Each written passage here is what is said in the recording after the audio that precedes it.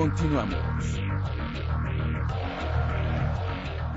A principios de la semana que terminó ayer, el gobierno federal, concretamente el Instituto Nacional de Estadística y Geografía, nos dio a conocer el desempleo en el país ha repuntado a un nivel que no se compara en los últimos 14 años. Vaya que en este sexenio del empleo, justamente esta materia, generar fuentes de trabajo para la población económicamente activa, ha sido uno de los grandes pendientes. Así lo dice Leonardo Álvarez a través de este trabajo. Las cuentas verdaderamente del gobierno federal en esta materia son malas. La tasa de desocupación en nuestro país durante agosto fue de 6.28%, mientras que para el mismo mes del año pasado fue de 4.2%. Antes de la crisis económica formal, septiembre de 2008, en nuestro país existía ya un componente estructural o permanente que presionaba una tasa de desempleo promedio de 4.5%, algo así como 1.8 millones de desocupados en promedio. Hoy, además de este déficit de empleos que ya arrastrábamos, por los desagradables efectos de la actual recesión económica que vivimos, de acuerdo con el reporte mensual del Instituto Nacional de Estadística y Geografía, INEGI, en agosto, las personas sin ocupación sumaron 2.870.000. Para Durango, con cifras del INEGI, pero al cierre del segundo trimestre de este año, la tasa de desocupación llegó a 5.5% de la población económicamente activa, lo que equivale a que 33.000 personas se encuentren desocupadas, algo sumamente preocupante para el Estado y para el país. No es gratuito entonces que a pesar de los esfuerzos mediáticos por minimizar sus efectos, la crisis económica nos impactará severamente durante este 2009 y, seguramente, sus efectos perdurarán durante el primer semestre del próximo año. Y la solución a este grave problema, debemos reconocerlo, no vendrá exclusivamente del gobierno federal y el presidente, o del gobierno del Estado y el gobernador, como tampoco de los empresarios o de los programas sociales contra la pobreza o solamente de la reforma fiscal. Estamos ante una nueva oportunidad histórica para cambiar nuestro paradigma. Si no cambiamos los deficientes arreglos institucionales de nuestro país, es muy probable que no salgamos de este atolladero en mucho tiempo. Y es que la recuperación económica y la economía está sujeta a los acuerdos que institucionalmente surjan entre nuestros líderes, como lo es la eliminación de la excesiva carga fiscal de Pemex, la búsqueda de fuentes alternas de ingresos públicos o la regulación eficiente de monopolios, por citar unos ejemplos. Hoy el Ejecutivo lanzó ya un paquete fiscal que está en manos del Congreso. Es eminentemente recaudatorio, más bien de corte ochentero, con las mismas medidas de siempre. Más impuestos a los ciudadanos en el que se incentiva poco a las empresas a generar riqueza. El pretexto, dicen, es que habrá más apoyo para los pobres. No se aprecia por ningún lado su acción decidida contra los grupos rentistas que tanto sangran al país como lo son sindicatos, monopolios públicos y privados, burocracias inútiles, economía informal. Y en nuestros legisladores, lo único que vemos y escuchamos es una postura populista, de rechazo al paquete fiscal y poca propuesta.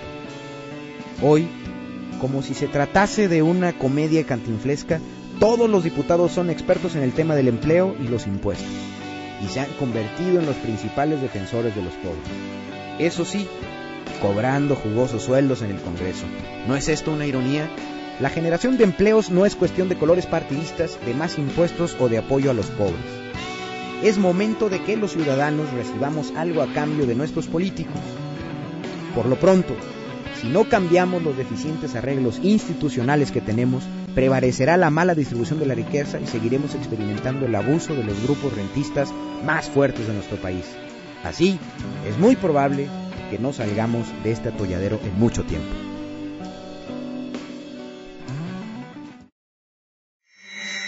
En este momento nuestro país vive en crisis, eso lo sabemos, la crisis de la inseguridad pública y la crisis galopante en la economía. Pero también hay una crisis de credibilidad, cada vez se cree menos en las palabras de los gobernantes. Y vaya que en el caso de Felipe Calderón Hinojosa, el presidente de la República, no hay excepción posible.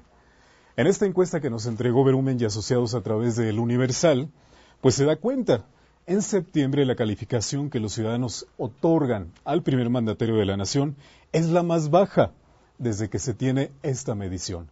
Vamos justamente con este reporte del Universal a enterarnos cómo es que los niveles de aceptación del trabajo del presidente han caído.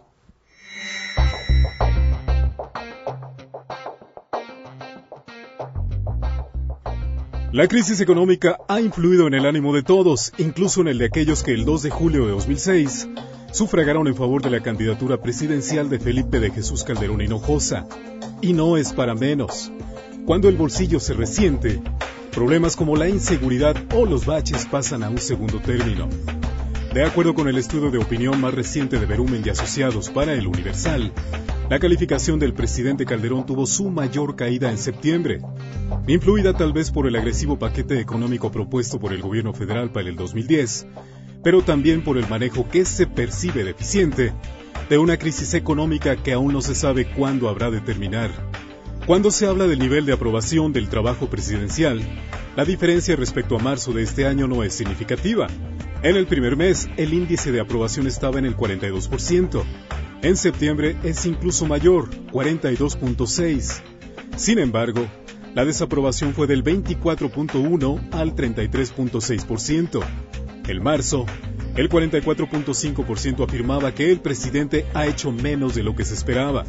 Ahora lo cree así el 47.1%. ¿Cómo va el país? En el primer mes, el 36.2% decía va por mal o muy mal camino. Hoy, ese porcentual se ha elevado al 44.4%. En marzo, casi el 34% opinaba que Felipe Calderón había descuidado las necesidades económicas de las familias. Ahora, casi el 40% opina en el mismo sentido. Al tercer mes del año, el 47.2% manifestaba que en los últimos 6 meses la economía del país ha empeorado mucho. Al noveno mes, el 55.3% dice lo mismo. Sin embargo, cuando se habla del último año, el 73.3% decía que las cosas han empeorado. Hoy lo cree así solo el 70.8%. ¿Quiénes aprueban mal la gestión del presidente Calderón? Los hombres y las mujeres de 18 a 39 años de edad, 56 y 59.2% respectivamente. En materia de escolaridad, los que tienen hasta primaria terminada y los que tienen licenciatura y más, el 57.4% y el 56.7%. Por niveles de ingreso familiar, paradójicamente quienes aprueban más al presidente son los que ganan hasta 1,617 pesos al mes, es decir, la clase económica más golpeada por la crisis. Finalmente, la calificación del primer mandatario tuvo en septiembre su peor caída. El marzo era del 7.04, hoy ha quedado en 6.71. Salir de la crisis es un duro escollo en el trabajo del presidente. Está de más decirlo. De su eficacia para curar el catarrito dependen el cierre de su sexenio y el futuro en las urnas para su partido.